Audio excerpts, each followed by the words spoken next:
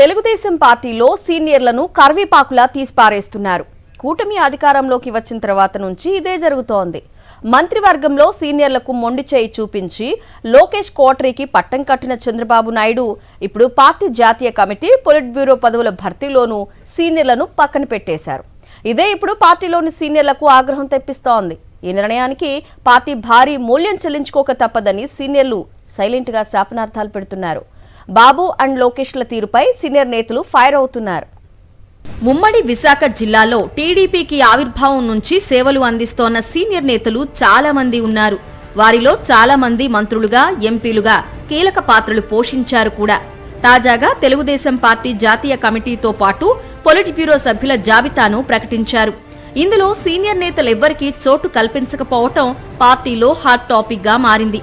మీ సేవలు ఇక చాలు అన్న సంకేతాలు ఇవ్వడానికే ఇలా చేశారా, లేక లోకేష్ గుడ్ లుక్స్ లో లేరు కాబట్టే పక్కన పెట్టారా అన్నది అర్థం కావడం లేదంటున్నారు సీనియర్లు. జిల్లా నుంచి చాలా తక్కువ మందికి పదవులు దక్కాయి. చంద్రబాబు, లోకేష్లు సిట్ అంటే సిట్, స్టాండ్ అంటే స్టాండ్ అనే హోంమంత్రి అనితకు పొలిట్ బ్యూరోలో సభ్యత్వం ఇచ్చారు. హోంమంత్రిగా ఆమె ఘోరంగా విఫలమైన, నిత్యం మాజీ ముఖ్యమంత్రి జగన్మోహన్ రెడ్డిపై విమర్శలు చేయడమే ఆమెకు మంత్రి పదవిని తెచ్చిపెట్టిందని పార్టీ వర్గాలే అంటున్నాయి.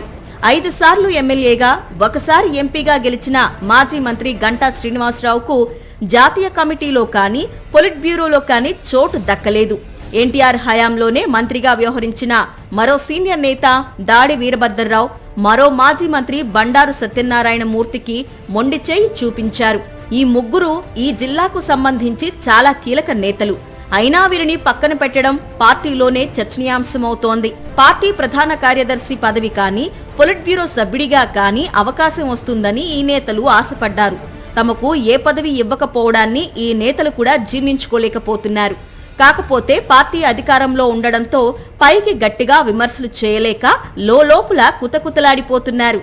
ఎన్నికల్లో ఈ నేతలను వారి వారి సామాజిక వర్గ ఓట్ల కోసం వాడుకున్న చంద్రబాబు నాయుడు అధికారం రాగానే కరివేపాకు తీసి పారేసినట్లు వీళ్లని పక్కన పెట్టేశారు. సీనియర్ నేతలు వెలగపూడి రామకృష్ణ బాబు, గణబాబు, పప్పల చలపతిరావు, గవిరెడ్డి రామానాయుడు, పీలా గోవింద్, గండి బాబ్జీ, గిడ్డి ఈశ్వరి, మాజీ మంత్రి మణికుమారిల పేర్లు కూడా కొత్త కమిటీల్లో లేవు.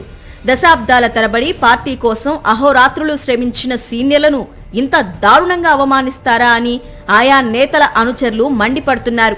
ఇంతమంది సీనియర్లను ఒకేసారి పక్కన పెట్టడం అంటే చంద్రబాబు నాయుడు, లోకేష్లు తమ గొయ్యి తామే తవ్వుకున్నట్లవుతుందని సీనియర్ నేతలు దుయ్యబడుతున్నారు.